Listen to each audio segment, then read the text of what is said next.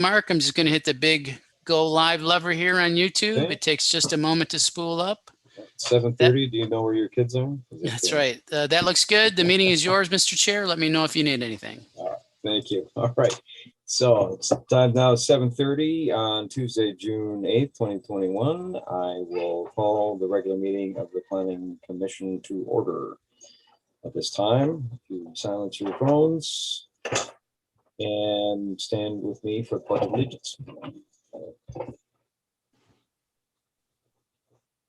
I pledge allegiance to the flag of of the United States of America, and to the and to republic the republic for which it for which it stands, one nation, one nation, under God, under God, indivisible, indivisible, and with justice with liberty and justice for for all. Very good. Play ball. Okay, excellent. All right. It's time, Nick, if you have roll call, please. Mr. Georges, here. Clawson, Michigan. Mr. Kucera, Here in Clawson. Mr. McHale, Here, Oakland County, Clawson, Michigan, 48017. Mr. Nushai, Here in Troy, Michigan. Mr. Pernick, Here, Clawson, Michigan, Oakland County. Ms. Redmond, Mr. Sanaki, Here, Clawson, Michigan, Oakland County. Mr. Shepard, Here, plus Michigan, Oakland County. and Mr. Watson. Here, Clawson, Michigan. You have quorum, Chair. Okay, thank you. All right. Next, we have approval of the regular meeting minutes from May 25th, 2021. Motion. Yeah, I'll make a motion that we approve the regular minute meetings from May 25th, 2021. I support. All right, support. Any discussion? Seeing none. Roll call, please. Mr. Nushai, Yeah. Mr. Pernick, Yes. Mr. Sanaki, Yes. Mr. Shepard, Yes. Mr. Watson, Yes. Mr. Georges, Yes. Mr. Kucera, Yes. Mr. McHale. Yes. Motion carries. All right, next on the agenda, item 5, public discussion. Point of order, Mr. Chair. Jim, you recognized? Do we need to, I think we need to approve the minutes of the workshop also. Yeah, we should do that as well. I forgot to put it on the agenda. Okay. What was the I'll date on make a that? I forgot. motion. I'll make a May motion 25th. that we Yeah, it was accept May the, 25th, yeah, okay. yeah, I'll make a motion that we accept the minutes of the joint workshop of the Planning Commission and other associated groups from Tuesday, May 25th, 2021. Or House. Who was it?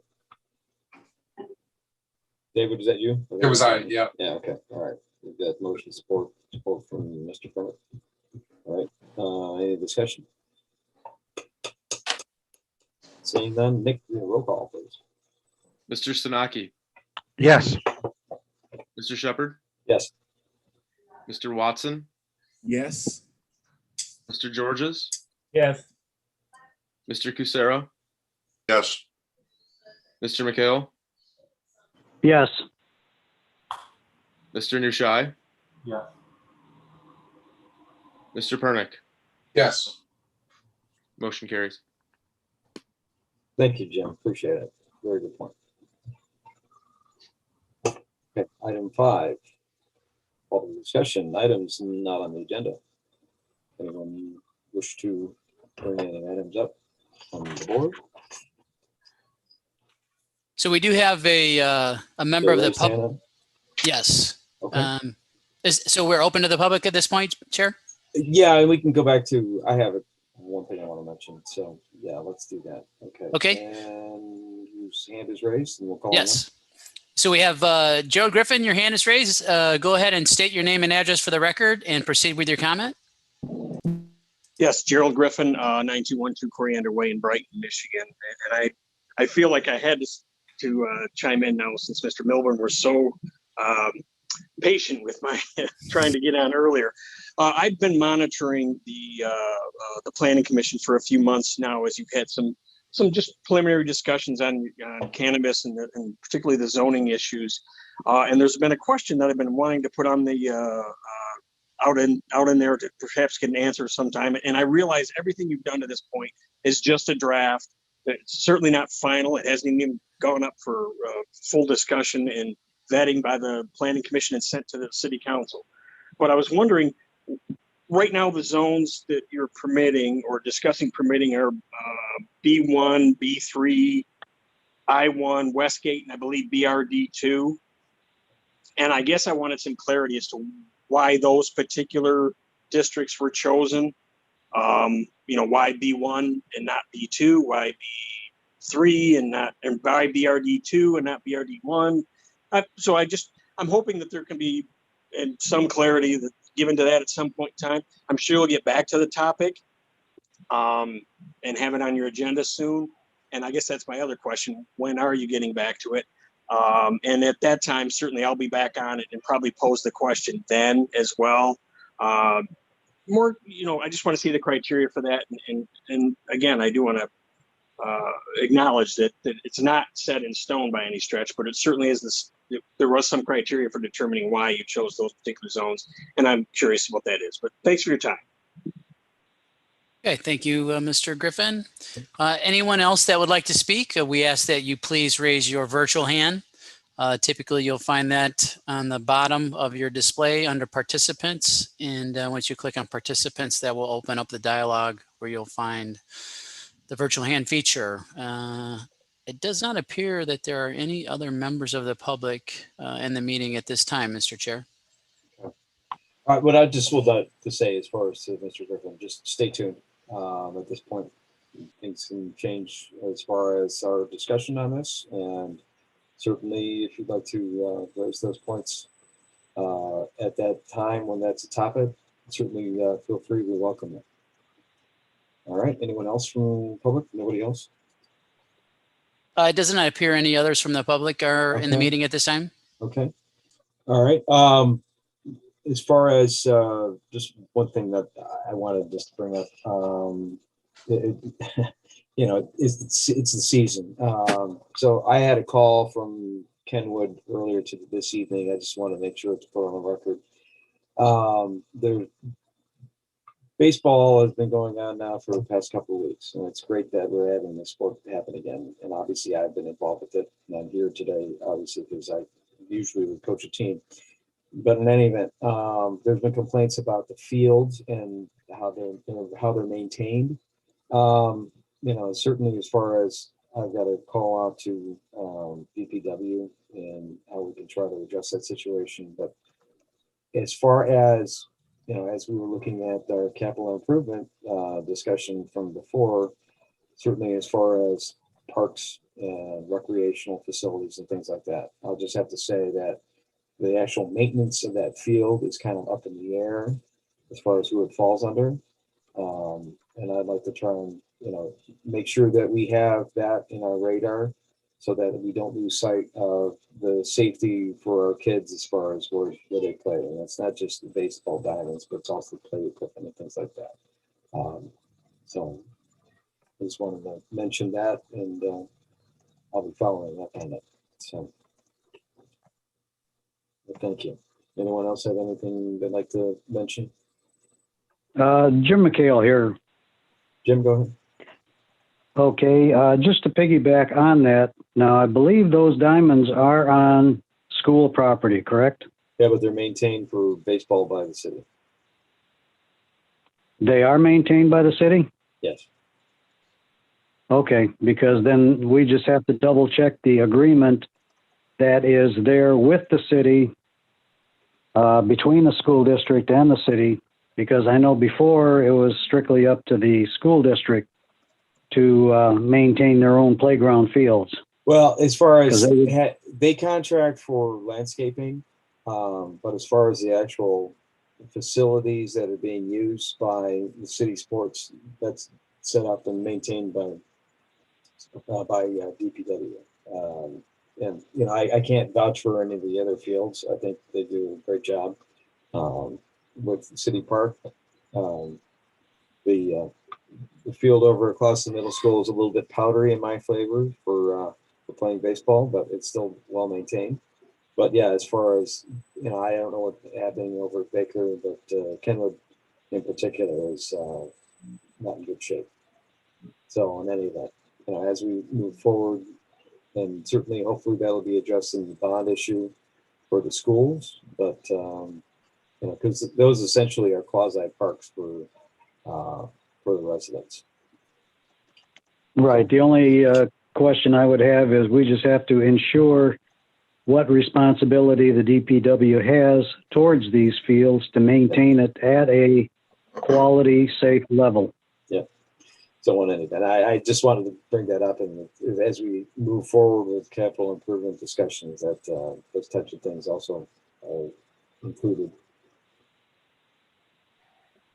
Yeah, I'm with you I on just because I went out there last summer to basically pull by hand the right side of the field. It's just I couldn't do it all, and so from what I understand is that third base side, when the pitcher's mound over, is just an absolute disaster. Like the kids can't even, you know, field or run without tripping over the weeds that are growing over there.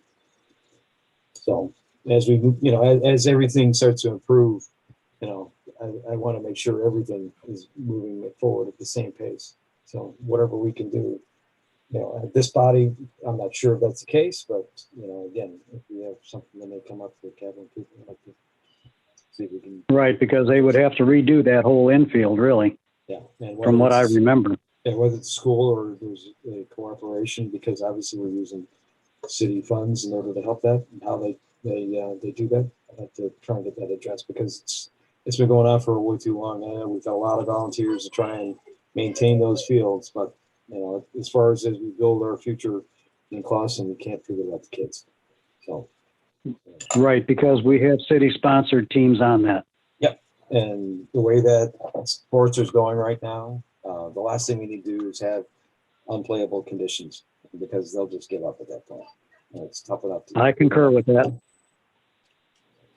Okay. All right. Anybody else? Public discussion. Sure. When are we going to meet in public? I knew you. See, I set you up for that. You didn't say anything until just now. Good question. I was waiting for that comment. Well, there's a Well, meeting. I'm glad I didn't disappoint anybody then. You did not. And there's a meeting scheduled for tomorrow night for master plan school sites open house from 4:30 till 6:30, and it says at Clawson City Hall. So It is in person, yes. It is in person. If you're just dying to get out of the house. So we'll look forward Oh, to I've seeing been you getting there. out, enjoying all that sunshine. Good.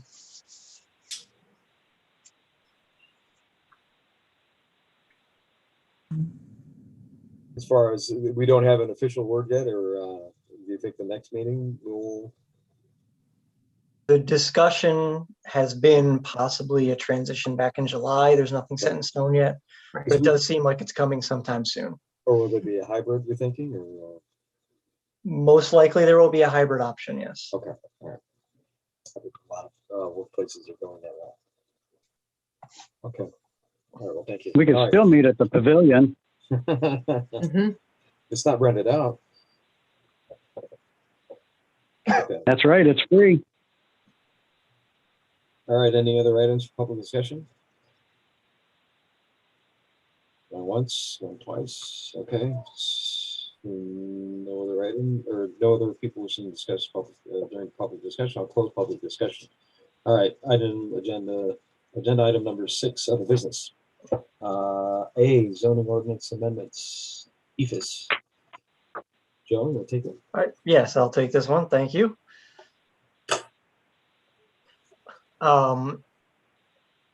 So yes, we talked about this, I think it was 2 meetings ago. Yeah, because we didn't have time last meeting. So 2 meetings ago. And basically the discussion was about building materials outside the downtown and CMD district, because in those districts, you're not permitted to use exterior insulation finishing systems, EFIS, also known as Drive It, which is one of its trade names, at the ground level as a facade material. And there's reasons for that, and it's primarily due to the durability of it as a building material, particularly in an area where it will be susceptible to being touched, bumped, etc. a lot. This was originally sparked by a development case back in the fall, where EFIS was put on a lot of a building's facade. And there was some concern about that at the time. And we really just didn't have anything in the ordinance at the time that allowed us to say you can't do EFIS at the ground level. So that's really what we're trying to do here. And last time, we had settled on kind of the basic language, which is the first 3 items that you see in the memo there. Building exterior shall be maintained in good order at all times. Building exterior shall be comprised of durable materials. Exterior insulation finishing system shall not be used as a building material within 10 feet of finished grade at the base of a building. And since the last time I added another one, I just noted that buildings in the CC and CMD districts have some requirements to meet. So if someone happens to go here looking for building materials and they're looking at a property in one of those districts, they get directed to the right place. And then the other thing that was added is the other underlined material, which is the intent statement. This was a suggestion of Commissioner Sanaki. Last time, I thought it was a very good suggestion that we just bake some of the rationale into the regulation.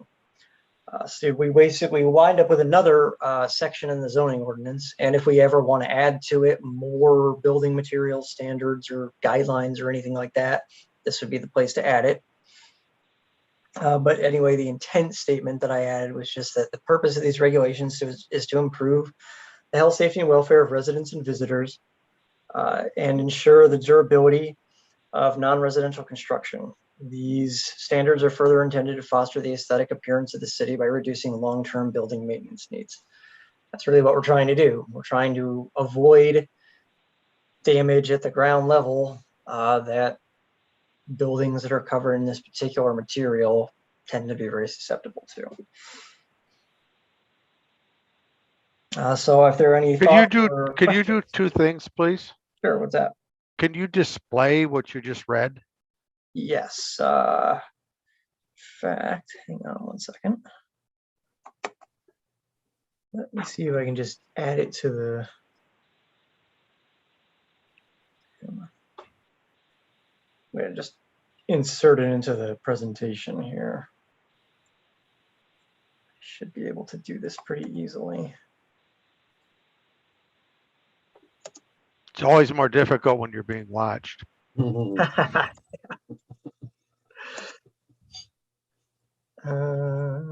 see. Mr. Chair, while he's bringing it up, can I add some You can- discussion? Yes, absolutely. Go right ahead, Ed. I've written a lot of specs in my career, and Joe did a good job of trying to get where we are. But I really think that it would appear that we're picking on one particular construction product. And his bullet point number 1 says, the building shall be maintained in good order at all times. That's great. And then building exteriors should be comprised of durable materials. That's great. But then I don't think number 3 should be number 3. I think that if you're talking about what is a known product that is not demonstrating the durability that it should be a sub bullet point, and that you should kind of explain why. And I think the reason is something to the effect that it is easily damaged or punctured. Yes. And I don't know if this is also currently true, but you're doing a quick Google search online, it also says that it has poor water management characteristics. So Yeah. those would be two statements that would give a definition that says that that is not a recommended material, and the 10 feet from the base of the building seems to be like a reasonable statement that would support that. But then with that, and I think Joe mentioned it, are there other things in the business district that is commonly known? Because in a previous reading, it said the building official could decide, and if I was the building official and I was having a bad day, I could decide anything I want based on that statement. And but with this, do you want aluminum siding below grade? Because that seems to be, at least from an experience of older houses that have aluminum siding, that's easily damaged and not readily repaired. And I don't know that if that's a good thing to say in this one, but if there are things that the building officials already know and would say, no, in the business district, that's not a durable material from grade to 10 feet up, then maybe we ought to just add that and then a reason why. And that would just get us away from my experience, two things. One is a lot of argument. And then the other one is, taking a decision of the Planning Commission to the Zoning Board of Appeals to say that the Planning Commission was arbitrary in a decision, because there's no reason why, maybe Ed had a company that competed with EFS, and therefore he wrote the zoning ordinance to say that you don't do it. Just suggestions there. I think we're on the right track, and I think it's appropriate, but maybe just a little bit more definition and some rationale that kind of supports it. So you're talking about when you're talking specs as far as damage capability, as far as how much can it withstand as far as being compacted? How much damage does it take just from, and also as far as, are you thinking along the lines of like a prohibited list or? Well, in this ordinance, EFS is a prohibited list. Yeah, but it's part of what I'm saying as far as take what you were saying for item 3, and then as another list, say, okay, these are types of products, or not products, but type of material that we would say would be prohibited or fall under that. Is that what you're thinking, or being more broad? If there are other things, because I believe in the previous paragraphs that Joe had in our package, it said something about a previous zoning wording said that the building official could decide. And, that may be considered arbitrary if there's no reason why. And my scenario is if we're going to reformat and expand in that particular area, then we might as well see if there's other things that have not been demonstrated as good material in the business districts.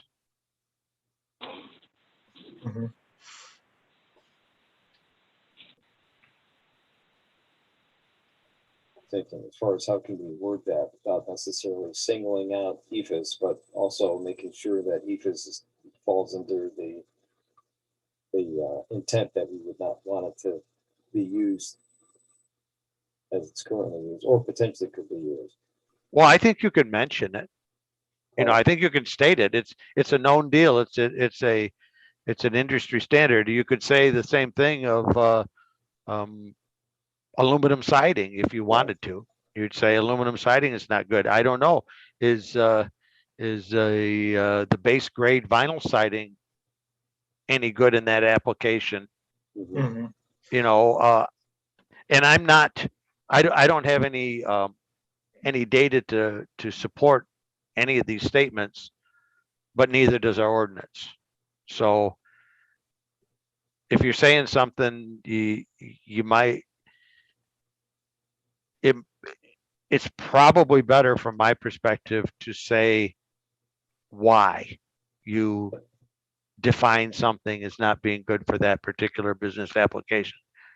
And then I guess the last thing is that is the building material defined in the site plan review? How would we know? Yeah, you're required to submit elevations that label the materials on a building with the site plan. Or is there a way that we can list EFS and then potentially, if we need to, address another material later on, so that, you know, these are examples of what specifies EFS, you know, for this instance, but the list would not necessarily be limited to just those materials. Mr. Chairman? Sure, Mr. McHale, go ahead.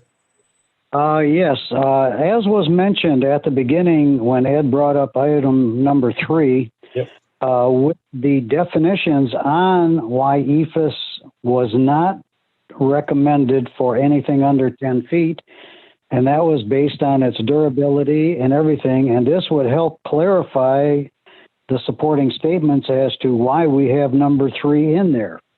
Now, if you look at aluminum, I mean, that's used in construction all the way down to the ground. So, sure, can you dent it? Oh, easily, throw a baseball to it. But EFS is a different categorical in itself, and I think it was covered with a couple of sentences right there at the beginning of the discussion. If Nick caught them. I caught him. I got him. And I could see those going in support of why EFS was defined as such as a separate item and not recommended under 10 feet.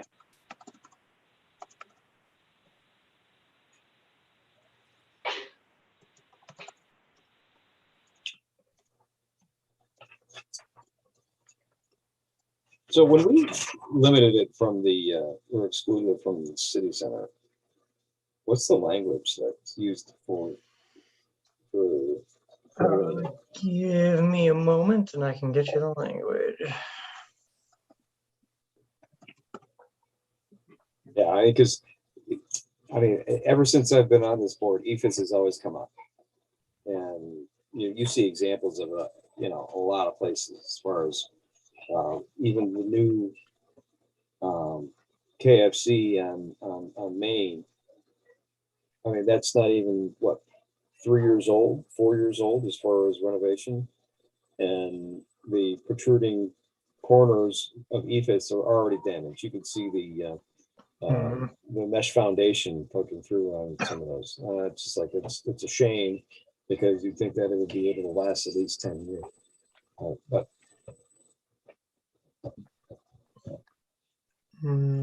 okay, so in the CC and CMD districts, it is worded.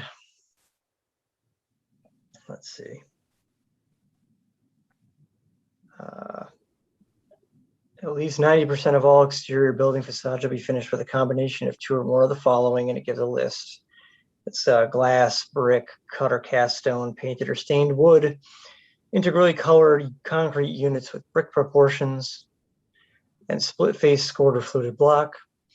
Use of stucco shall be limited to no more than 25% of a single facade. For parcels that do not abut Main Street or 14 Mile Road, buildings may have cementitious siding as an additional material choice. Planning Commission for a site plan may approve a variation in these materials or additional materials if it finds the overall architectural design and visual character fits with the spirit of this section and the materials are compatible with neighboring buildings in the adopted master plan.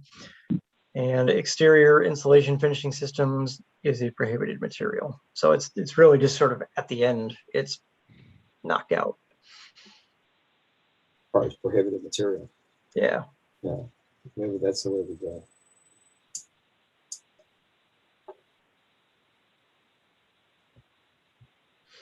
Yeah, now, one thing I will say is this is more proscriptive or prescriptive, I guess, and a little bit proscriptive, but you know, because it's dealing with the downtown, which has a certain historical character.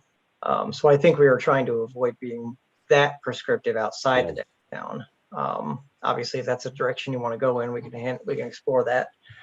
But generally, we were looking at just kind of ensuring that we had some durable materials and that materials that we know to be a problem under certain circumstances are not used in those circumstances. I'm somewhat confused as to why are we calling out the districts, CC and CMD? Why don't we say that we don't like EFS and we don't want it anywhere in the city? I mean, the durability is no different on one side of town than it is on the other side of town. Well, that would be that's what what we're talking about. This amendment we're talking about would accomplish that. Right now, it's only prohibited in the CC and CMD districts. And we're trying to deal with it outside of those districts because it's not addressed outside those districts. And it's completely prohibited in the city center and CMD districts.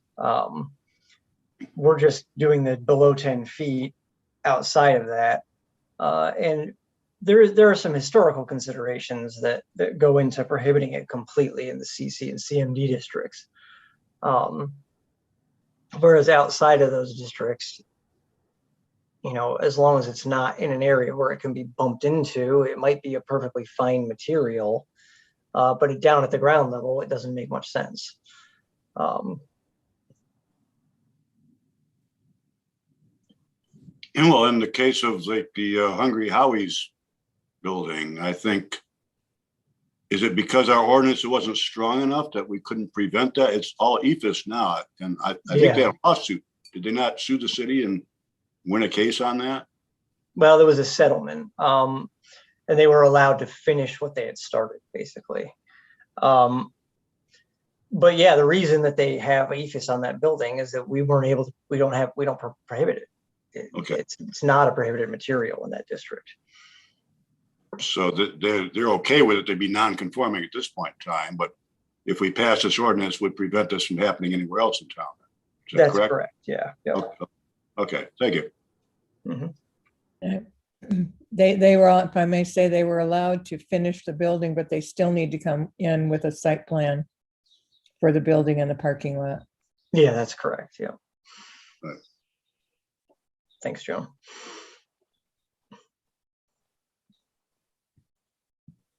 Well, the other thing that I found online, Mhm. just reading one or two different things, is there's another brand of that called ETICS, which has a oriented strand backing, and it's made for timber type construction, you know, 2x4, 2x6 construction, as opposed to this other EFS that more goes over a smooth surface concrete wall.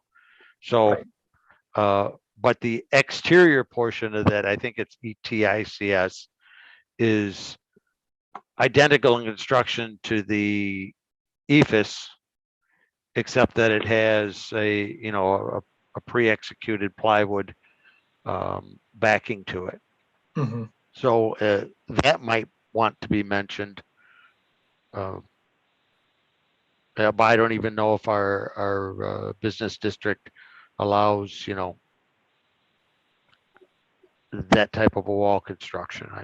But anyways, I mean, right, we could have a new product come out, and the whole point is the fact that it's got some type of polystyrene back into it, right? Because I would like to know what it was exactly that the folks over at the Hungry Howie's building said to the city as far as what it was, right? Because they said essentially, oh, it's a concrete material, if I'm paraphrasing. And that I was think led so, to something believe as like far that. as that, yeah, it sounds like it's legitimate. And it turns out that, yeah, guess what? You've basically got pre-molded foam that are used for drinking materials as opposed to something that should be on the outside of the wall. Right. So, yeah, and again, we could be at this every 5 years with a new material that is similar to EFIS, but, you know, stronger, better, more durable, right? But until that time comes, I don't know. As far as I'm going down the road of saying we need to have a list of prohibited materials. We kind of have something in the works already with the downtown language, but I don't want to be too restrictive in that sense. I do want to call out EFIS though. But how we do that and again incorporate what Ed's suggestion, because I like that. You know, again, coming from reviewing specs myself, as far as okay, does it meet it? What was the intent? You know, have it be language that's durable enough, along with the material, so that we don't have to go to the ZBA and say, well, we couldn't make heads or tails of it, so go ahead, put it up. as another off the wall suggestion, because we just did that with the landscape guidelines, we could just say that prior to the site plan review, the applicant should refer to the recommended building materials for durability, and we have a list that's in the building department's file of things to hand out, and it doesn't require the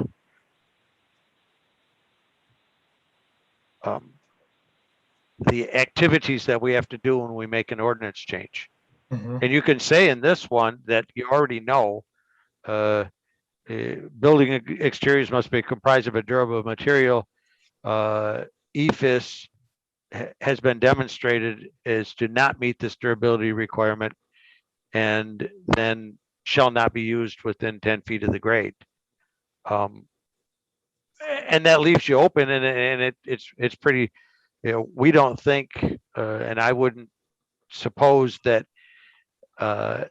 calling it this exterior insulation finishing system, as is categorized by this, construction standard, acronym, that if they came up with something else that provided the same type of structure, but proved to be durable, and I don't know what that would be, but they wouldn't call it EFIS. They'd call it something else because they want to sell it as that. So we could most definitely say that, don't even look at this because it just doesn't meet the criteria of being comprised of durable materials. Sure. Yeah, that's an interesting idea. So we're thinking like a prohibited species list. Well, yeah, I mean that's basically what we had. Yeah. Yeah. You wouldn't want anybody planting a cottonwood tree, so. No. But they have their place, right next to maples. So, yeah, 75% of our buildings are made of EFIS, right? So yeah. Is EFIS a brand or just a category of It's materials? a category Okay. material. An example of a brand of EFIS would be Drive It. Okay. Yeah, I'm just thinking, I certainly understand, and I think it's well said, Ed's comments about, avoiding an arbitrary selection of, some material to ban, essentially. I was just wondering if we were, running into a situation that probably more for excuse me, the city attorney's reflections, to the extent that we'd be disparaging a brand or disparaging a company or excluding a company. I don't know if that's really relevant, but I just wanted to understand if it was just a category of building materials as opposed to a company name. So Yeah, it's a good question, but yeah, it is a category of building material, kind of in the same way that wood or concrete would be a category of material. Yeah. okay. Thanks. Mhm.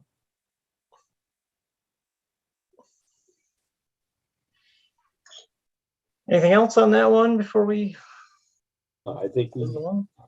I would recommend that the planner go back and try to make some sense out of our discussion and give another go at it. Sure. Yeah, no problem. I understand everything that's being said. So okay. All right. Yeah, I don't think there's anyone else have anything else to say? No? Okay. All right. I want to move on. All right. So other business item B, signs. Go take a look. okay. So those of you who are on the commission, we have several new commissioners since then. We'll recall that we started a bunch of amendments last. I guess it was late last summer, last August, and we finished a bunch of them and adopted them. And the things got real busy. And one of the ones that we hadn't quite finished yet was signs. So we had reorganized the signs. I provided the reorganized outline for signs in the packet. That's at the end of the memo. So I want to pick this one back up because we do have some issues with the sign ordinance, and we had a couple of very specific discussions. We discussed taking murals out of the sign ordinance and having an art ordinance that would ultimately be part of this as well. And there were a couple other things that we talked about. We talked about digital signs and a couple other things too. The thing I wanted to focus on tonight was nonconformities. So for the benefit of someone who might be watching out there, I just have a slide here that answers the question, what is a nonconformity? Because that's what we're going to be talking about for the next little bit. So basically, when something has been legally established and then the ordinance changes and it's no longer compliant with the ordinance, that's a nonconformity. It's allowed to continue because it was legally established originally and the ordinance changed since then. But that's in the context of zoning. So signs are often regulated in a zoning ordinance. In the case of Clausen, signs were actually taken out of the zoning ordinance and made into a general ordinance so that some provisions could be adopted that require the removal of non-conforming signs. Zoning isn't retroactively applicable. General ordinances are. So that's why the sign ordinance isn't part of the zoning ordinance. Now, when that was done, I included all the current language on non-conforming signs in your memo. And in particular, there are a couple things that we'll focus on. One is number 1 under A. So you have A, non-conforming regulations. And number 1 says these signs constitute a nuisance to the city resulting from their incompatibility due to excessive size, poor location, relationship to existing structures, etc. And then there's a few more. These signs are detrimental to public health, safety, and welfare, incompatible with adopted zoning regulations. Talks about technological advances, creating the opportunity to locate businesses quicker and minimize maintenance. And then talks about lack of readability on some of the older non-conforming signs. And then talks about physical deterioration of some of those signs. And all that is kind of build up for why the city is looking to remove these signs. And this ordinance established a date, December 31st, 2014, by which all non-conforming signs were to be removed. And that did not happen in most cases. Most of those signs were not removed. And then there's also an enforcement item right after that that has a penalty for not removing those signs, and that was not ever enforced. It was never acted upon. So we're kind of in a situation where we have this set of nonconformity regulations in the ordinance that says all these signs that are nonconforming have to be removed by a certain date. Many of them weren't, and the enforcement action was never taken. So we have an ordinance that it's just got a lapsed deadline in it. So we've got to do something about that. So, there's a section of this memo called potential impacts and considerations. Really, the primary impact of the current nonconformity regulations is that anytime an applicant wishes to change an existing sign that's nonconforming, they have to remove the nonconforming sign and erect a new conforming sign, or in some cases, they might attain a variance in order to carry forward the existing sign with modifications. As Commissioner Zanaki could certainly tell you, he's seen a few of these come through on the Zoning Board of Appeals. ZBA does grant some of those variance requests. It generally seeks to move applicants closer to conformity when it does grant one of those requests. It's got to have a good reason for granting the request. So it doesn't always grant them. Sometimes it says, no, this needs to be made conforming. So I'm not proposing any full amended language right now, but I did want to have the discussion. I guess number one is there interest in establishing a new amortization timeframe? Amortization is just the legal term for the requirement that non-conforming signs be removed by a certain date.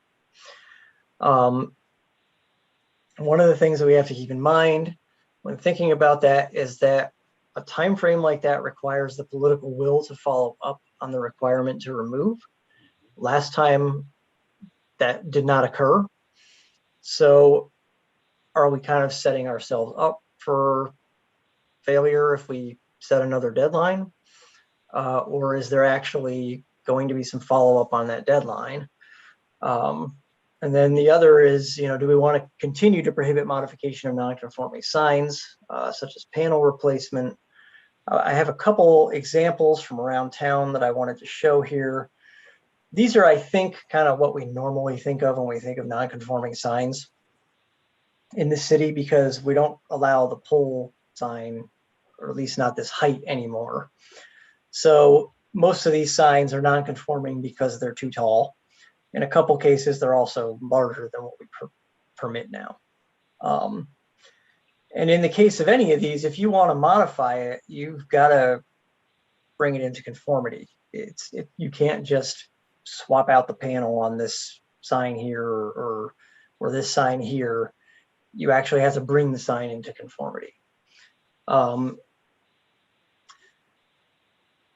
guess a less typical thing that people might think about is this. This is the Rite Aid down on 14 Mile over by Crooks.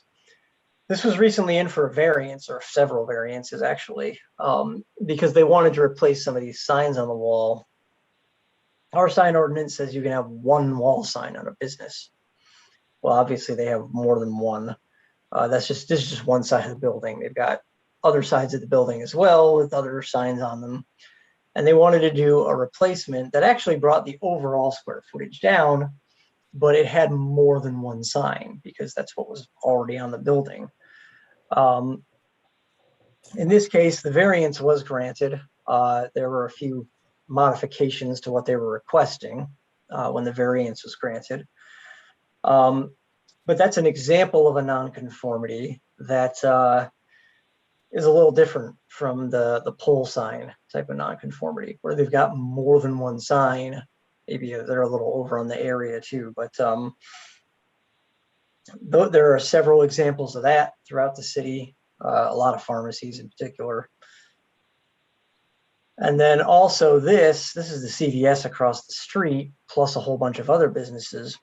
This is actually an 8-foot tall sign, so it meets the height limit. It is larger when you consider all these signs together. It's larger than 32 square feet. So to replace a panel in here, because we don't allow the modification of non-conforming signs, to just replace a panel, you've got to actually get a variance because this is over the permitted square footage. So there might be a case for some in something like this where it may make sense to allow people to change panels out without getting a variance, because one of these businesses could change, and then the new one coming in has an expectation, a reasonable expectation that they're going to be able to have a sign in the monument sign that's out in front of the building, but then they've got to come through and get a variance to do it.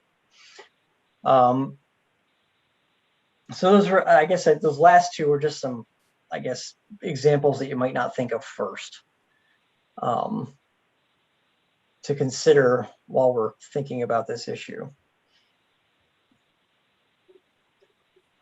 So, I guess why don't we talk about the first question? Is it worthwhile to think about establishing a new amortization timeline?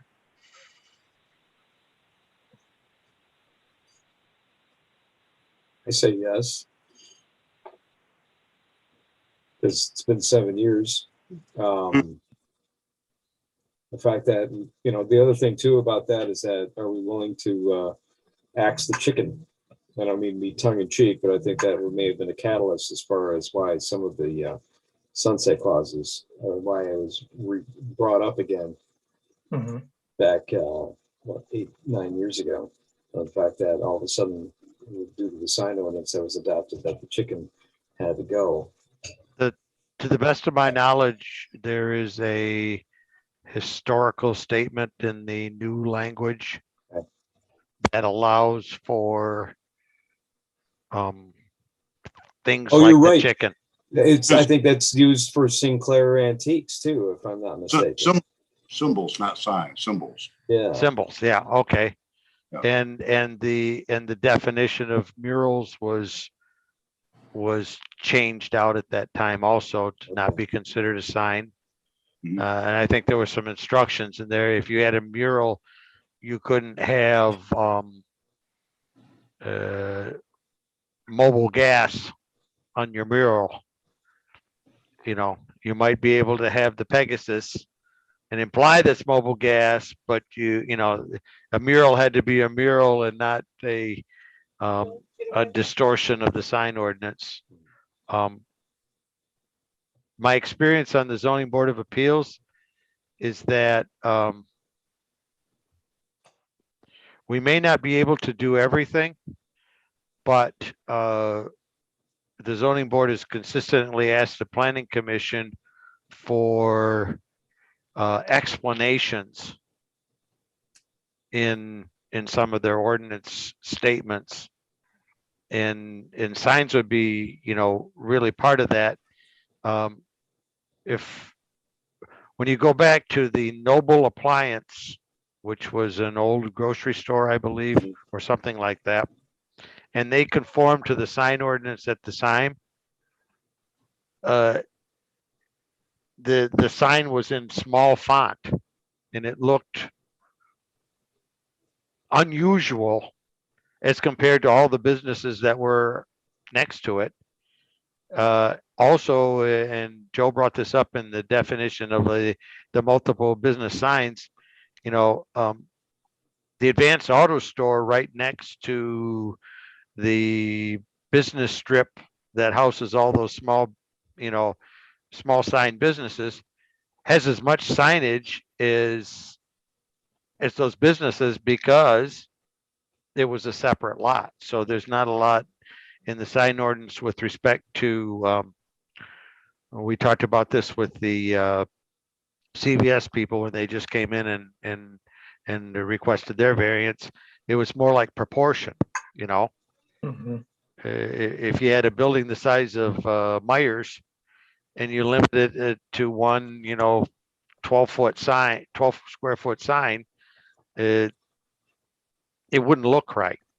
Then again, you don't want the whole front of a business complex to be filled with signage. That's not what we're looking for. And with respect to the pole signs, that's been a tough bugger.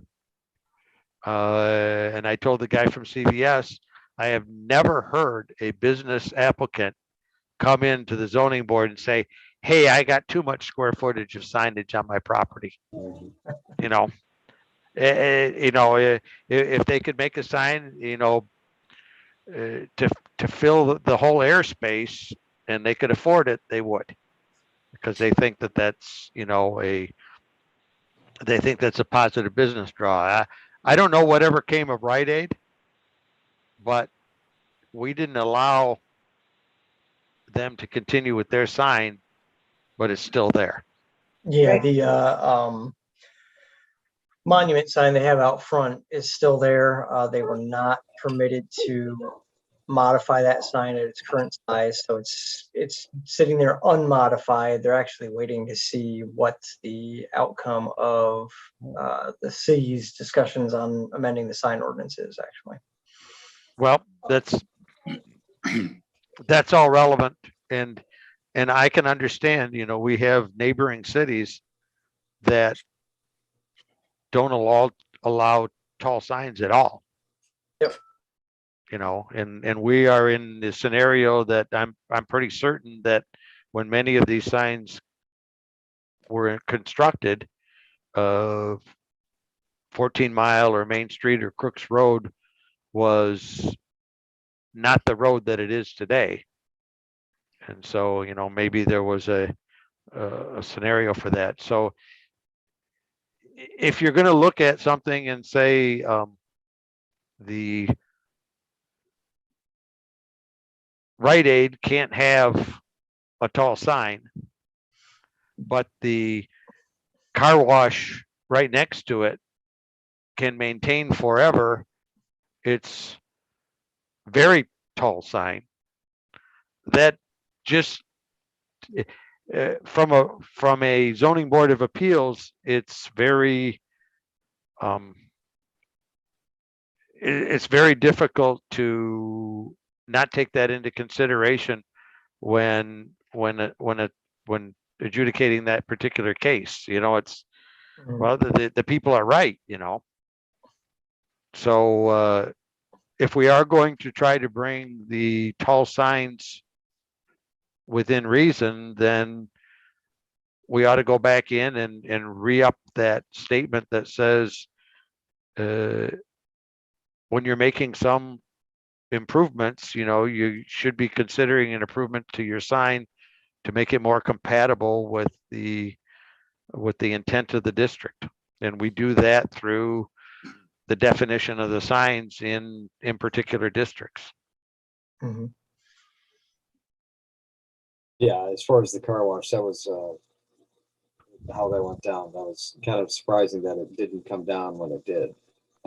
Because I thought one of the triggers at the time was that if there's any significant changes to the property, technological advancements, whatnot, that should have come down at that point in time.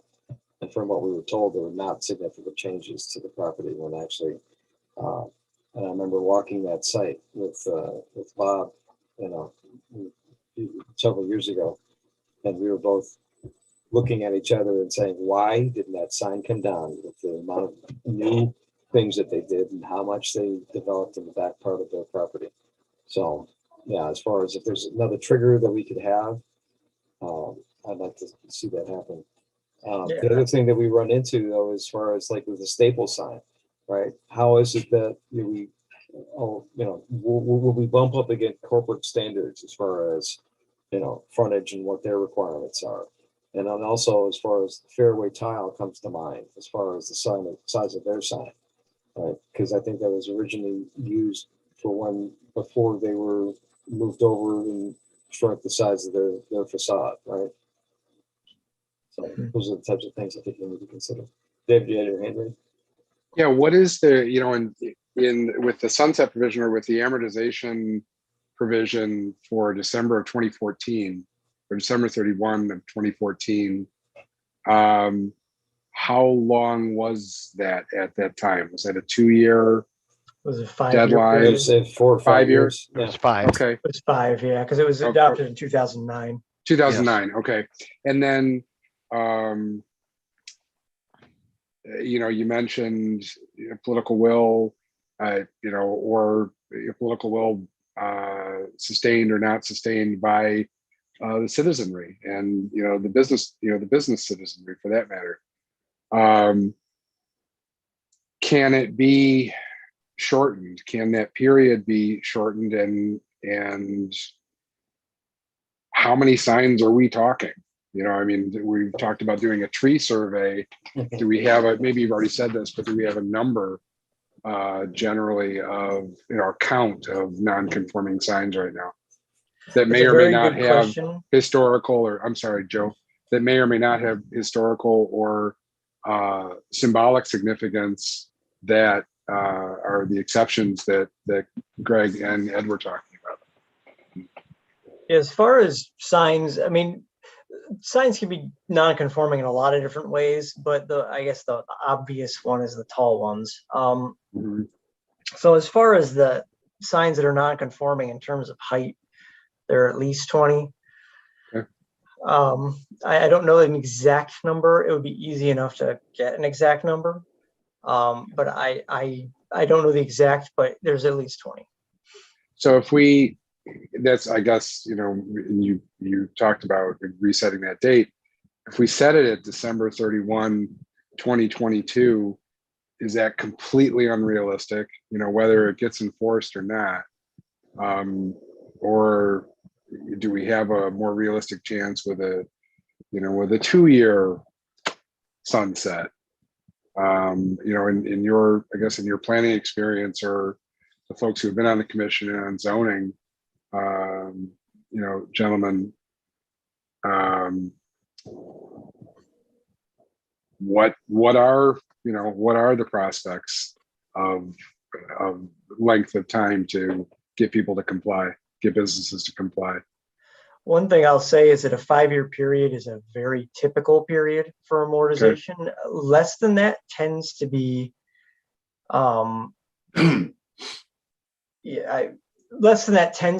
it doesn't give people a lot of time to figure out exactly how they're going to do it or get the financing lined up for the replacement. So the idea behind the 5 years is that it gives people time to, to get everything in order. And the thing is, there is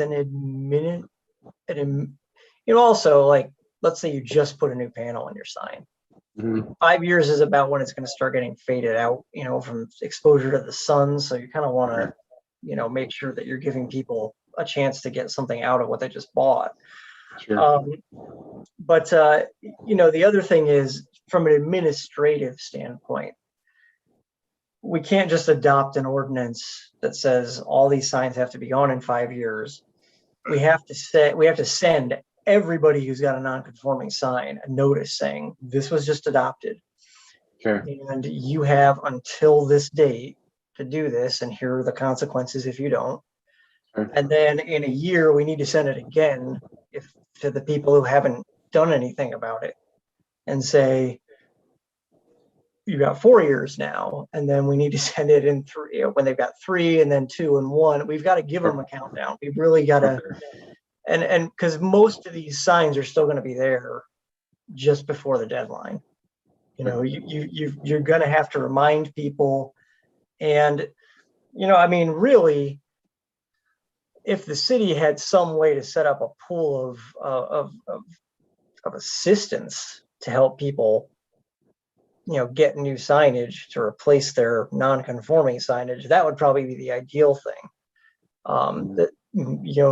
Maybe we can cut the cost in half or something through some sort of grant program. I don't know exactly how you go about setting that up offhand, but it would certainly soften the blow for a lot of businesses.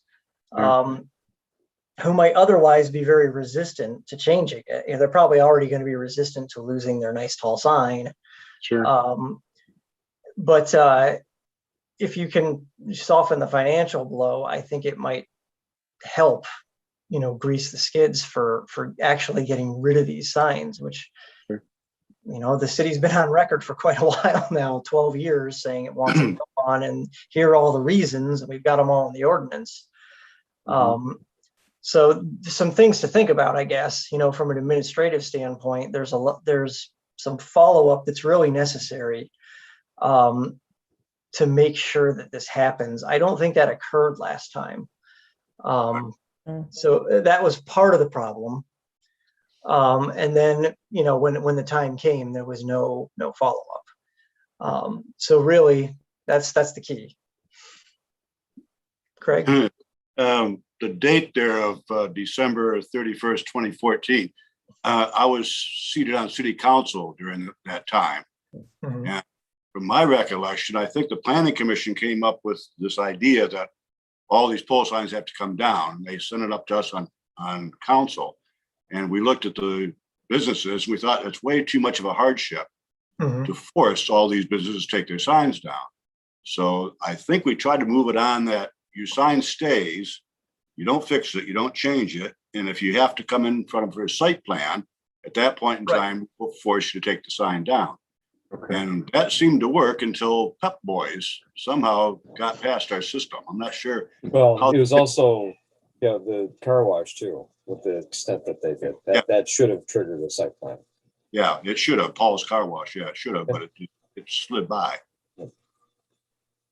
So, I mean, we can set a date, but I'd hate to set a date for everybody saying that all these signs have to come down at a certain time. If there's any way we can slowly progress them and help them along with it.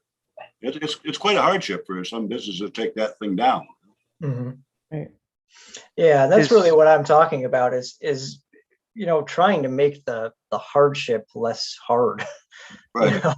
If there's a way that the city can do that, I think you have a much better prospect of achieving what you're setting out to do. So, that's an interesting idea too, is maybe, I would say if you were going to phase it, you would do it by geography.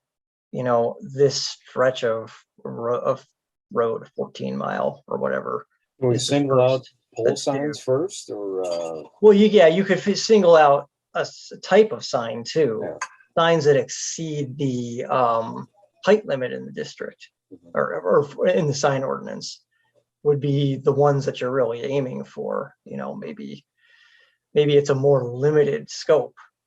Because that's the other thing is as I was implying before, there are a lot of non-conforming signs that you might not necessarily look at and say, oh yeah, that's a non-conforming sign. So yeah, you might look at if it exceeds the height limit by more than a foot or something. That's the ones that we're targeting. Joan, you had something? If I may, Yep, absolutely. we've had a couple sign requests recently. Pole signs that want to make changes or change the face of their sign. And we've been very clear on if you want to keep the sign exactly as it is, because it was approved under the ordinance at the time, it's fine. But if you need to change it, a change requires that it becomes conforming. I don't know how you would then. And so that's what's been happening. So how do you tell people who pay for that and make that happen and get a conforming sign that somebody else is going to come along later and get assistance to change your sign? That's a difficult one in my opinion, dealing with people. If you treat them all the same, you never have an issue. If your sign's non-conforming and you want to make a change to it, you want to change the face, you can fix it. You can make a repair, but if you want to change it, it has to be conforming. just from an administrative side, it's easier that way. I think Old Port Restaurant went through that. They had some problem with the pole sign they had there. I think they were just planning on taking it down, doing some rework on it, putting it back up. As soon as it came down, hit the ground, it was considered that they couldn't put it back up again. Right. So they had to change their entire program there. Yeah. And all they did was have to cut those poles down. Yeah. Yeah. But that required a variance. Yes. Well, it required a variance too, because cars parked up against it and it couldn't be seen. So they were, so there are instances where you have to look at the practicalities. Right. If it's being blocked by a car parking right next to it, then a little extra height makes sense. Yep. Yeah, that's the exact scenario in which a variance would be appropriate, because there's no, I mean, it's not as though there's somewhere else on that lot that they can put the sign. It's, the lot is what it is. The parking lot, the parking is right up by the street. So Couldn't that be incorporated in the ordinance as far as, visibility, as far as the height and possible obstructions for those signs? I mean, as far as you can't build a certain height of building over on Crooks because of the flight into the airport. Right? Yeah. And we've also had, as far as what we're set back on the PUD, right? As far as how they work from the adjoining properties. Yeah, over on Crooks, you generally have more space in front of your buildings. So monument signs are perfectly visible. They're right out there on the lawn, usually. 14 as well. Yeah, but Or on not certain 14, but Main Street, I should say. Main Street. No, yeah, that's all right. certain stretches of 14 Mile, there's nowhere to put a monument sign. No, you're right. So is there any ability to put a combination of criteria, such as number one, it's non-conforming. Number two, it's been there for many years. It's age technology, 20, 25 years, whatever it is. And, work something into there that says you ought to have had a plan in your business case that says that, you can't have a sign up there for 65 years and expect it to be the same, especially when it's non-conforming. There's some rationale in there. You look at the business owner or the property owner and say, hey, you've had it that way for 35 years, it's about time you made a renovation. And when you make a renovation, bring it into compliance or demonstrate your need for an alternative before the zoning board. And that's exactly where we are now. Right. Well, except that you get into those scenarios like Rite Aid, where we gave them what they could do and said, no, it's time to reconsider that sign. It's out of proportion with the rest of the property, and then they just don't do anything. Well, they were told at the ZBA that the sign ordinance was being looked at by Planning Commission. So their decision has been to just wait and see what happens. Yep.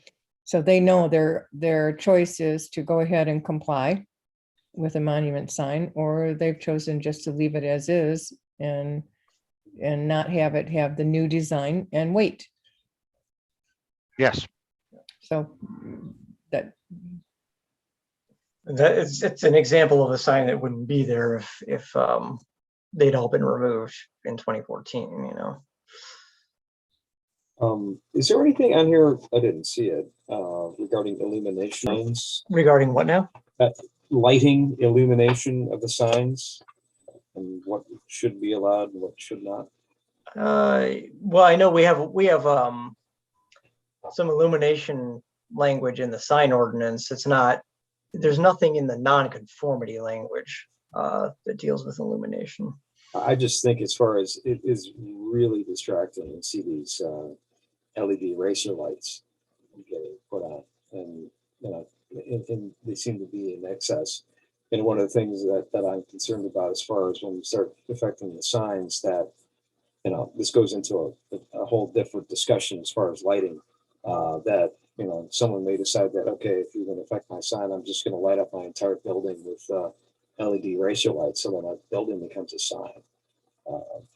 You know, there's a particular place on Rochester Road that you know come down at night, and it's absolutely ridiculous in my opinion as far as what it looks like. But, Yeah,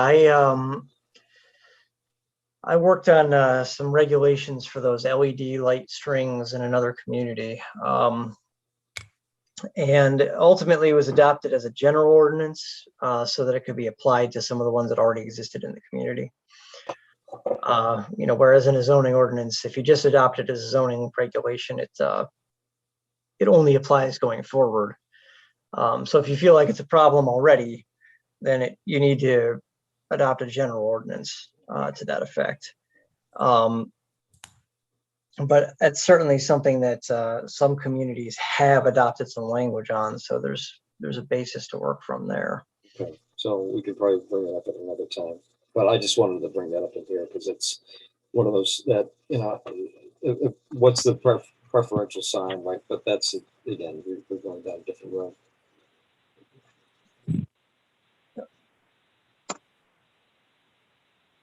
Just a comment, I think that's how, depending on how it's presented, really. It's a matter of opinion.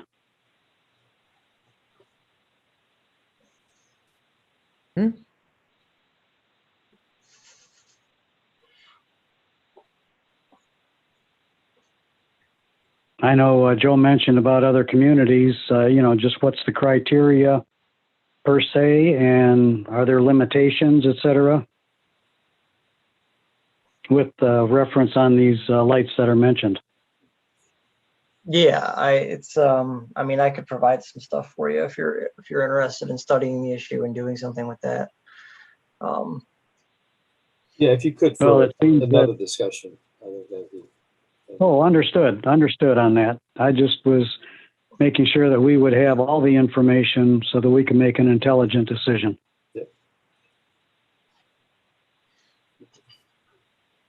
So it sounds to me like we have a couple of commissioners who are interested in the idea of establishing a new date in the future.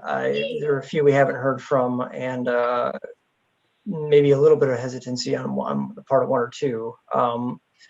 So I guess, can we kind of take a little straw spin poll through the planning commission and see how people feel about it? I see George has his hand up. The question, George, go ahead. Yeah. okay, it boils down to the enforcement or the penalty phase of the nonconformity. In other words, if you have the pole sign and you put let's say a 5-year running period, and at the end of the 5 years, they got to take it down. If not, here's what we're going to do. If you don't do the enforcement, it doesn't make a difference. Okay. Right. It was a bunch of verbiage that had no meaning. And it seems in reading the penalty phase of the existing ordinance, okay, it was never implemented.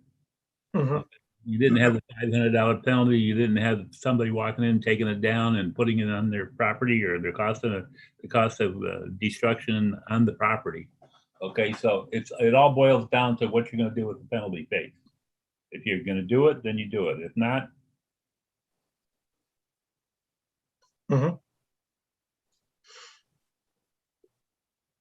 That's where council stepped in last time with a moratorium. Right.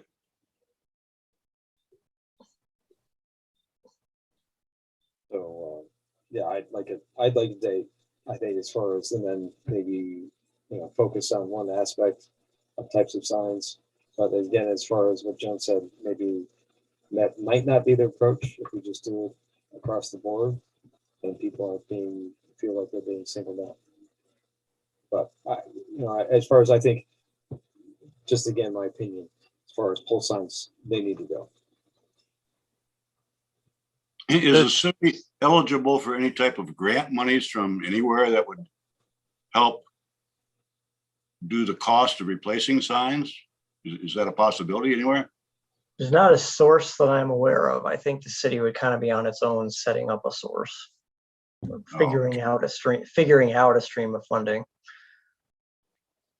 Okay.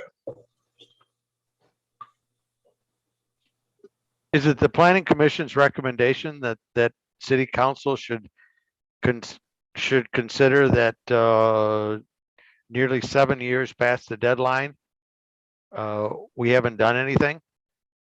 And maybe they could start and say to building or property number 42 there, it's been 7 years, everybody knows about it. Your sign is coming to the, there was one thing that said about age and deterioration, number 6, it no longer reflects the desired aesthetics. What's your plan? Mhm. And see what we get. Because the last sentence of that questionnaire to the businesses that have non-conforming signs could be, we're not really interested in taking action, but this is the desire. And it's been what, 2009, 12 years. Mhm. It's not like it was yesterday. It's been 12 years. Most of these businesses don't know about the 12 years or about that they're non-conforming at all until they come in to see about freshening their sign up. Then they find out that it's a non-conforming sign. Yeah, I would agree with that 100%. I think most of them just are not aware.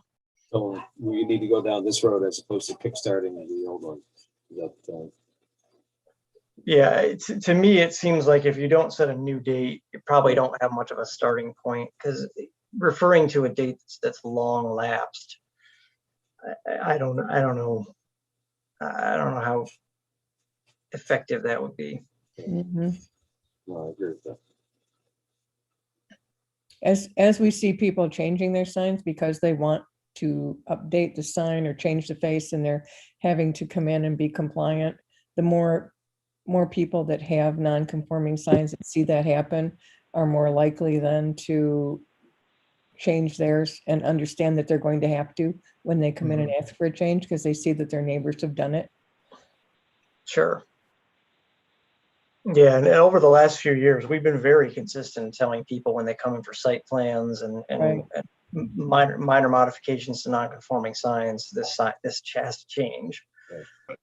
That's what the ordinance says. So, well, I think we were successful with Wendy's on Main Street. Yes. I know, Yep. Right? That's one 'Cause example. they balked at it, and then finally they came back. Yep. Yeah, that's one good example. I mean, especially when you're dealing with a chain like that, yeah, they have their branding standards, but they can accommodate anything. Yeah, but they have branding standards for monument signs too. Right? Yeah. The franchisees are on their own with monument signs.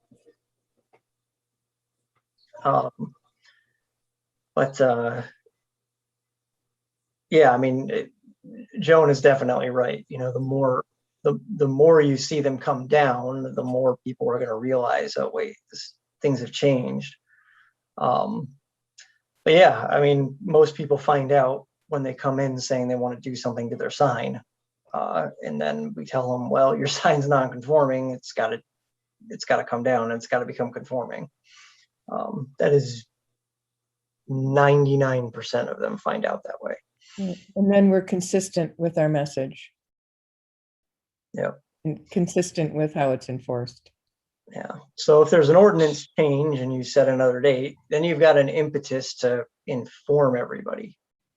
And if that doesn't happen, then I think there's not really a reasonable expectation that people are going to know that the rule exists.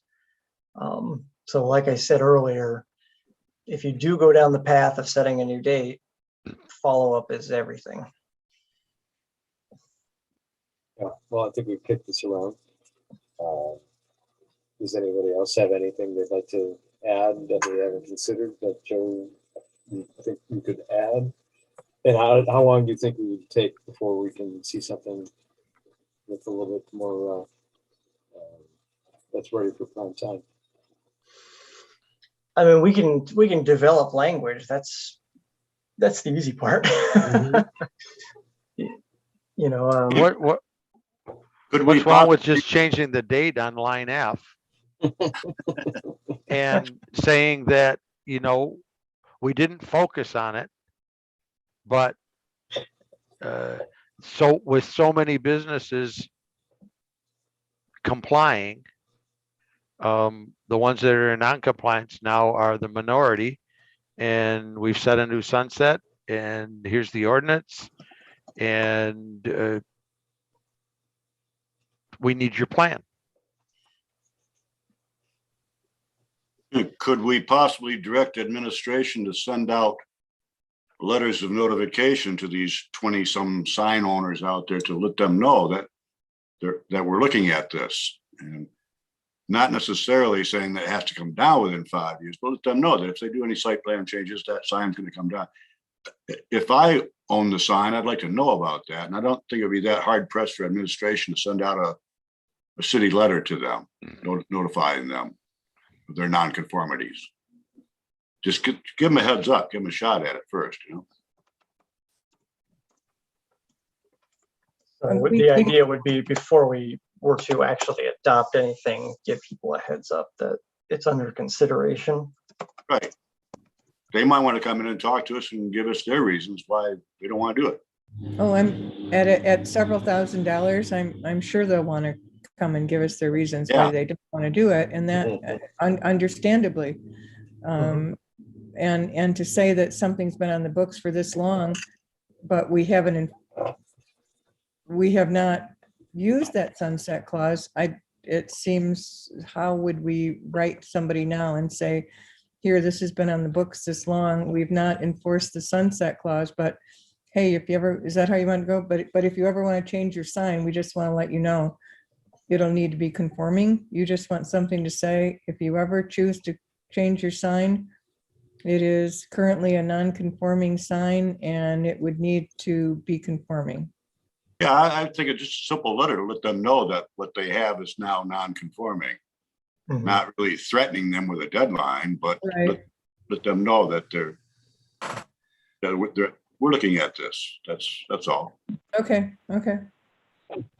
So I think, you know, now I think about it, that suggestion, just changing the date on F. That's that really as far as how we can do here, or is there something else we really want to focus on? Yeah, I mean, I So- think I'd want to talk to the city attorney about it, you Yeah. know, how he feels. Because ultimately, you know, it lands in his lap if it gets all the way to 5 years and stuff's still outstanding. So that's a conversation I can have on the side. I do think that Commissioner Casera's idea of at least informing people that their signs are not conforming and that there's a discussion underway about how to handle that. That's a good idea. And just on the other hand, they may choose, Greg, to go in the same way as Rite Aid, say, oh, thank you for letting us know you have it under review. We'll wait and see. Yeah, we can't come out with a letter that says, well, we really mean it now. Right. We're gonna wait right, and see what exactly. you do. So thank you very much, but we'll wait for the sign ordinance to come out. Yeah. Gonna play good cop, bad cop, you know. Well, I don't have a bad cop. Well, I think the scenario also should be is that give them examples of the many businesses who have either come into 100% conformity or worked out a reasonable solution either with the planning commission or with the ZBA, and it wasn't the disaster that you think. You know, we've got Renshaw, we got the Old Port Inn, We've got the mobile station at 14 in Rochester. Washington. We've got the Wendy's. We've got the new Exxon station on Main Street, just south of 15 Mile. They all came in and they did a lot of reconsideration. I think the one the business strip that's on the north side of 14 Mile just put up a monument sign that was in compliance. Mhm. You know, there's several things that have done, and basically the letter ought to say your non-conforming sign is not the prevalent sign anymore. It's non-conforming, and you ought to put it in your business plan to remediate it. Because otherwise, you know, the people do that, and unfortunately, we got in that situation with Pep Boys, that their financial clout was bigger than the cities. We had a different situation then, and a different attorney then, and different circumstances altogether then. We have been very clear in keeping to the ordinance and keeping everyone so that everyone is treated the same. I'm uncomfortable personally sending a letter to somebody saying what they should put in their business plan, but and trust me, they all know what signage is up around the city. And well, then maybe this whole discussion is a moot point. Oh no, the discussion has to happen, and the sign ordinance needs to be revised. So good discussion on getting that started. I don't see any downside to, you know, refining and not necessarily even augmenting, but refining, sharpening the blade. And I don't mean that in a negative way at all, but we're spending a ton of time and have, and folks, even before I arrived in September, you know, you all have been spending a tremendous amount of time on master plan updates and, you know, the future use plans, and all with an eye towards making this great little city an even better city. And that means everything. That means the way that it looks, the trees that it grows, the signs that it allows, the building materials. I mean, it's everything. And granted, this is an overly philosophical comment. The signs up and down our business corridors are as much the image of the city to us who live here and to others who pass through and shop here and conduct their business here.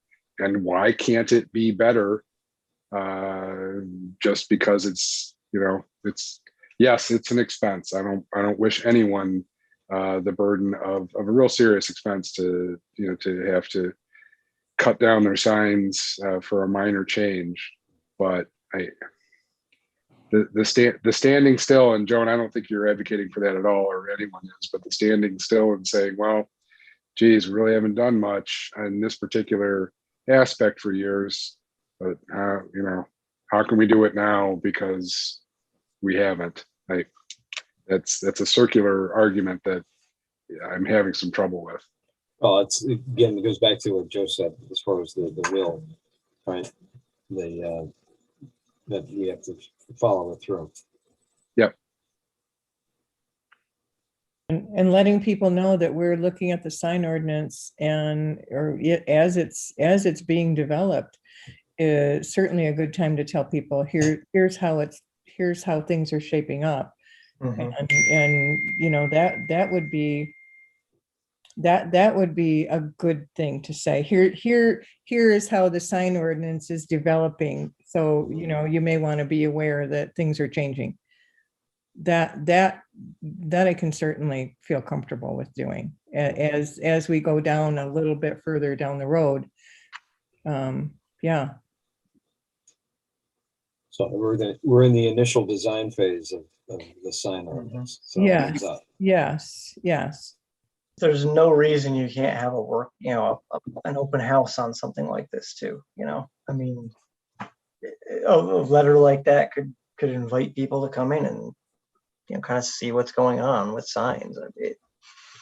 There's really no reason you can't do that. So something to keep in mind.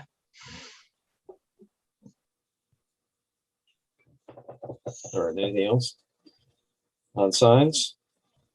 No, that was the topic I wanted to discuss tonight. So, Okay. All right. That's good discussion. That's maybe we have. Okay, moving on. Agenda item number 7, planners report. I don't have really much to talk about tonight. I guess we already kind of addressed the possibility of returning to in-person meetings. Tomorrow, 4 to 6 at City Hall, we are having a open house on the master plan. So I do invite all of you to come along and be part of that. And just interact with the public. We haven't done much of that in person lately, so It says it'll be from interesting. It says 4:30 to 6:30 in the. Did I say 4? I meant Yeah, 4:30. Yeah, it's 4:30 to 6:30. Yep. It's good. Well, you So can yeah. also you can also come over and watch. I think we're having a baseball game over in Madison Heights, so there should be something across the parking lot tomorrow. All right, and so that was my main thing tonight. Was just inviting everybody to come out to that tomorrow and be part of it. Joe, I believe you owe us a site plan update on 655 South Main. Yes, we do have some traction getting them to get some additional materials into us. And we're basically just waiting for it to happen at this point. They've been informed of what's missing, and we have a person helping them out. So I'm hoping that we will see something from them soon. Good. I just wanted to stay on top of that. Mhm. I mean, the building doesn't look very good right now. It's pretty sad. They want to fix that, but they've got to fix 3 items yet on their site plan, and they're working on those, and I anticipate we'll see them soon. Good.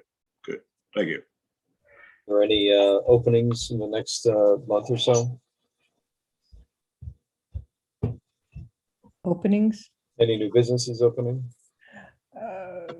We have a couple there. I'm sorry, are we moving on from planners? Oh, I'm report? sorry. I thought, yeah, sorry. Sorry. Yeah, Yes. agenda item 8, please.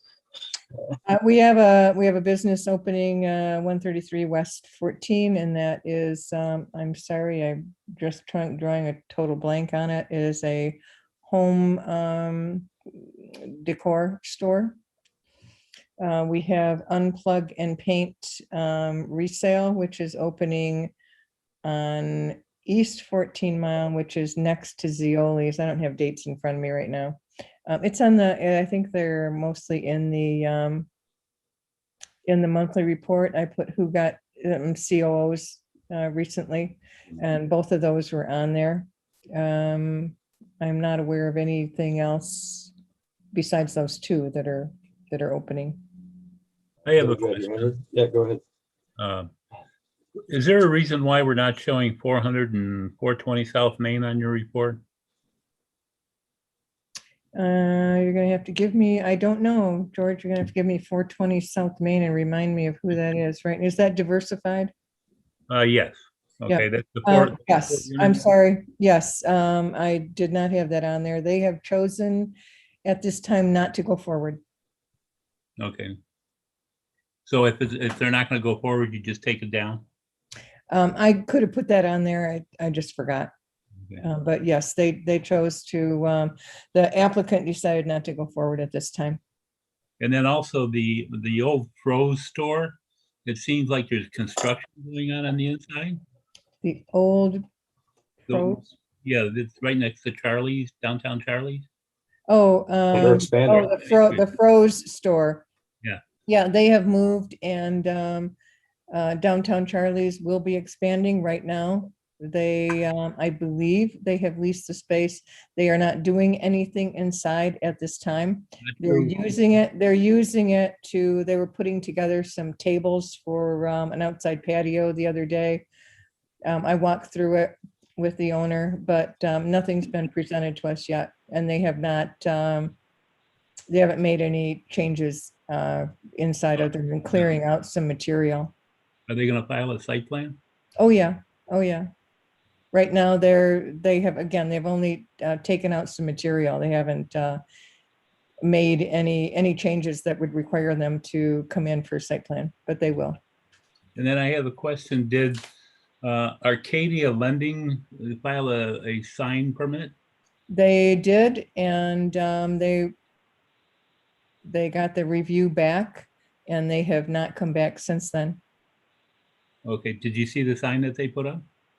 I did not see a sign that they put up. They put in a request for a sign that was one big logo, and that was the only part of the sign. And our sign ordinances says that it cannot be simply a logo. And we discussed that with the sign company, and I have not heard back from them.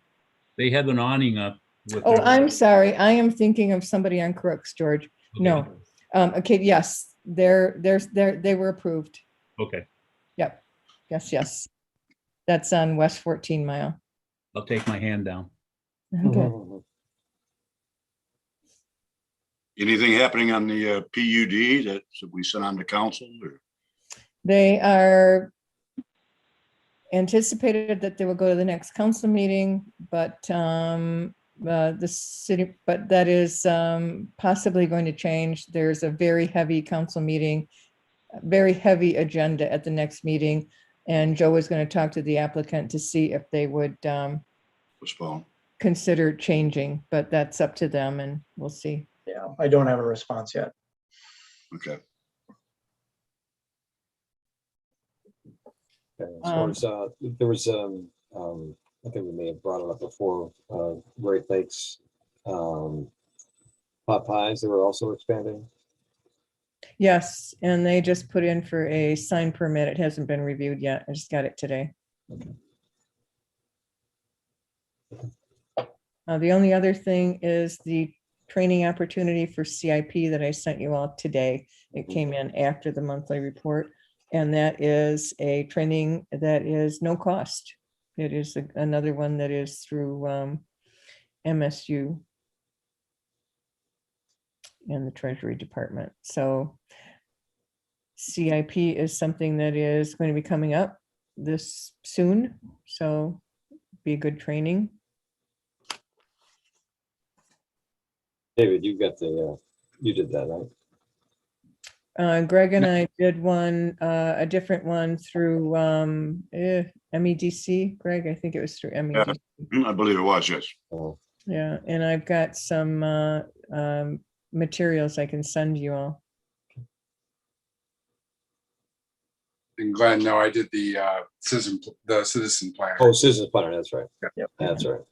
And that is available all the time. Based on David's glowing report, I would suggest think- everybody. I don't think you got my written glowing report, which I didn't. I was going to ask you about that, but you gave one verbally that was pretty good. oh, I'll back it up. I'll put it in writing.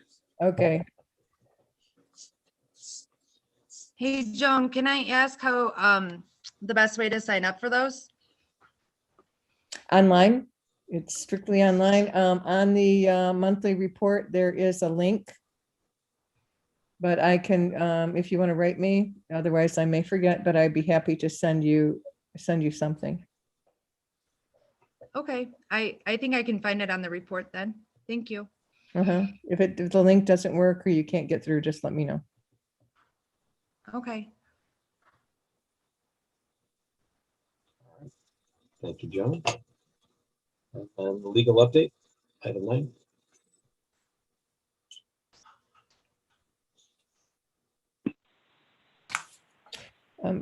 No legal update.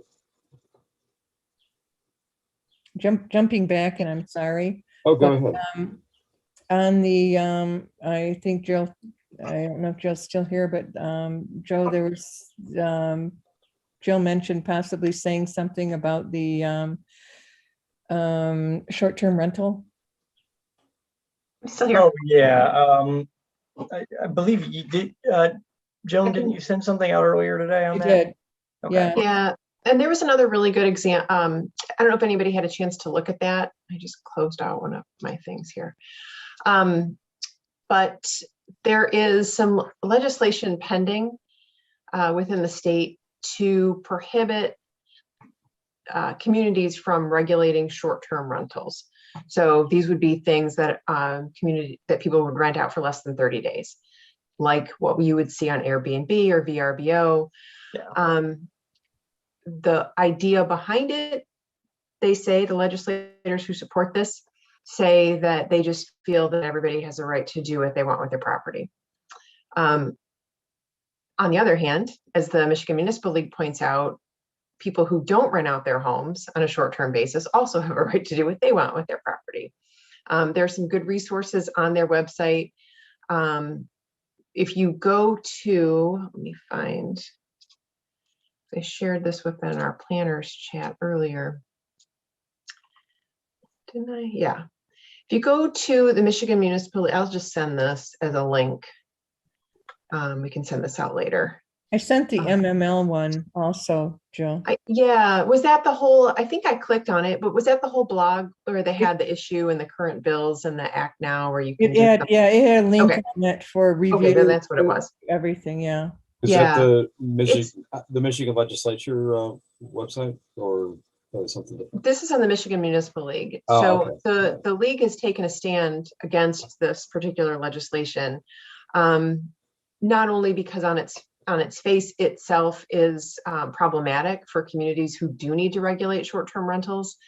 It's a big problem in some of our northern Michigan communities. It's a problem with affordable housing in particular, and seasonal housing and workforce housing. The rentals that had typically been available for seasonal help have now become more valuable to be rented out weekly. And so there's a reduction in the amount of housing that's available for folks.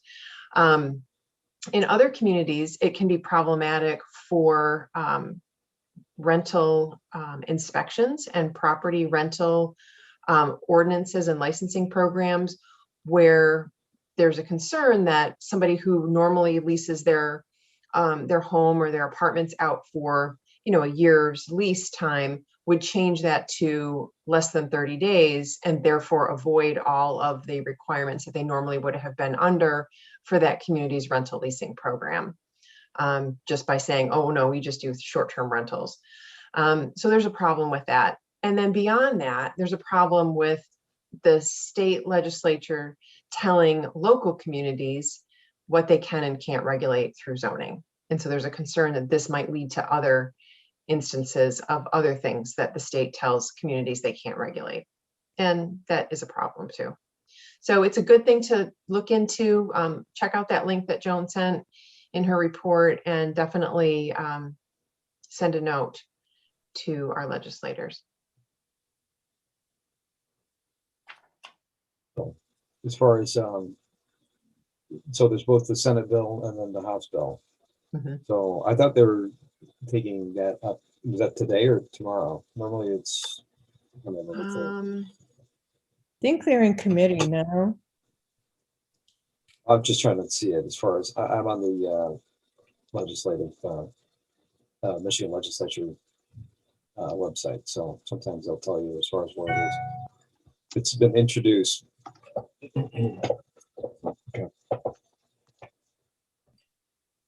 Yeah, See, House the summary of bill 40, reported from 47, committee. 22 it's already been read a first time. It was to be read a second time. You said that was the House bill, right? That's the House bill. Yeah, and then I see the bill reported out from committee on 6-1 from on SB 0446 on the Senate side. Okay. Yeah, So it's moving. it's it's been moving discussed fast. for at least probably a year and a half to 2 years. I know it came up the last time that we had our in-person, so that was almost 2 years ago, planning conference. So it's been something that some of the legislators have really, not really sure why that particular issue has fired people up when there's other things that could be discussed, it would be more productive for our state, but apparently that's something that we need to focus on. So sorry for my editorial comment. I will No. Hey, Joe, can I ask you a question Sure. about that? Is there a particular group that's like lobbying on behalf of, the people who want the short-term rental or want the flexibility, or the cities? Yeah, And if yeah, it's a good question. Like who is supportive of this legislation, right? So it's homeowners, people who own properties that want to rent them out. But there are also business companies that own many homes that also do this. And they're the ones that I think probably have more of the ear of the legislators, because they own, maybe 50 homes in different places, and they're doing the same kind of thing. So it's not quite the same as my neighbor who travels occasionally is going to rent out her home on occasion. It's businesses buying up homes in neighborhoods and then turning them into short-term rentals. So there's nothing against rentals, it's just the short-term part of it. right, no, well, I'm just wondering why cities haven't kind of taken this in, maybe turned to zoning and identifying specific criteria for short-term rentals. Oh, no, they within do. There are many communities who do, and especially up in northern Michigan where it's been a problem. And And the Western, MML too. points out, like Charlevoix as one example. I know Traverse City has done some work on it as well, to try to put some limits on short-term rentals where it's affecting their communities. The effect of this legislation would be that all of that is prohibited and they can't regulate it anymore. Yes, so the legislators are saying that that city coming in and doing that is not effective enough. Is that what they're claiming? They're then? saying that it would seem like go ahead, sorry. They're saying that cities have no right to tell a homeowner, a property owner, what they can do or can't do with their property with respect to short-term rentals.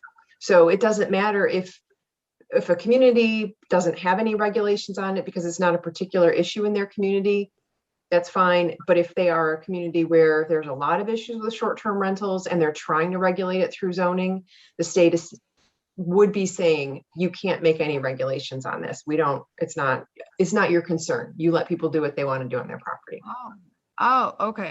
I misunderstood that the other way around. Interesting. Yeah. Okay. Yeah. So it's really, it's an interesting situation to be watching and definitely worth looking into and making some noise. Yeah, it seems like citizens would really, I've seen it in Royal Oak, even, citizens and neighbors having, particular opinions on it. And it would seem like city regulations would be important to the community as well. Mm-hmm. Huh. Okay. So please share those links with your friends. Okay. Okay. Yeah, it's just a interesting. Yeah, go ahead, Jim. Okay, we've got 6 rentals just on this first block of Elmsford. So we're not talking about rentals as far as residents of the community who live in property that they rent. This is specific to people coming in for a short time and renting a home. The idea being that potentially people who come in on vacation or for business, they're coming and going like a hotel. It's not like neighbor who's coming and staying and taking out the garbage and bringing back in the garbage cans and making sure there's no trash on the lawn and keeping the noise down. And those are the things that communities are trying to regulate through their short-term rental ordinances. Right. So not Okay. not a year or two renter, but Right. a But different weekend renter every weekend. Right. But the problem has been that some communities do have a rental property license requirement where maybe every year, every other year, property owners who rent out homes have to fill out their license. They may or may not need an inspection on some sort of a routine basis, just to make sure that, there's smoke alarms, that things are kept up, that everything is safe and habitable and clean. There may be, general property maintenance requirements that it would apply anywhere. That probably wouldn't count, but some of those things, some of those health and safety issues that are imposed on people who rent property, the concern is that people could change their duration of their rentals and say, oh, I don't rent by the year. I'm a short-term rental. Even if they're renting to the same person 12 times in a year, they're becoming a short-term rental, and then the licensing requirements from that community wouldn't apply. And so they wouldn't have inspections routinely. So that, Okay, I follow you. Yeah, it's a concern. Well, I've seen it where they're not properly managed. So for lack of better terms, the rentals are letting in a lot of parties and riffraff kind of things going on where neighbors are getting frustrated that it's kind of like a frat house living next door with different members all the time. And it seems like cities are not able to kind of, help in that issue at all. Right. And so that's why some communities do turn to the property rental inspection program or licensing requirement, just to try to hold people a little bit more accountable for those kinds of properties. Because we do need to accommodate housing for renters in our communities. It's important. Not everybody can or wants to own a home. So we should make sure that not only do those people who rent feel like they're part of our community, but also that they live in safe homes, but that also they keep things up and they keep the lawn mowed and the trash picked up and the noise down, just like everybody else. So I think Airbnb and VRBO have their niche. I don't know if that necessarily applies to our community, but as far as the risk for opening it up and undermining our ability to regulate that's my main concern. Because certainly, as far as if you've ever used Airbnb or VRBO, the fact that you do have a reporting system both on the landlord and the renter, so that if you do misuse the property, you could be prevented from ever doing renting from that business again, or that site. The same thing with the property owner. So, okay. All right. Anything else on that? All right. Contact your legislatures. I'm not sure where Ms. McMorrow and Ms. Cooper are on that, but from what I saw, I was surprised. I thought it'd be one way or the other, but it looks like it's got sponsorship is fairly bipartisan. So, okay. All right. Legal update. That was kind of it, actually. Okay, perfect. All right. No, yeah, it is a legal update. Not quite legal. All right. And let's see. We came to final adjournment. We have Make a motion, we adjourn. excellent. Support. Support, discussion, no discussion. Roll call, please, Nick. Mr. Shepherd, Yes. Mr. Watson, Yes. Mr. Georges, Yes. Mr. Kucera, Yes. Mr. McHale, Yes. Mr. Nishai,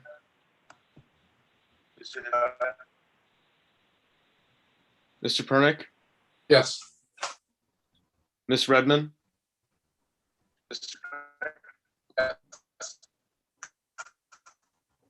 and Mr. Sanaki. Yes. Yes. All right. That it? We got everybody? Sure. Okay. All right, thank you.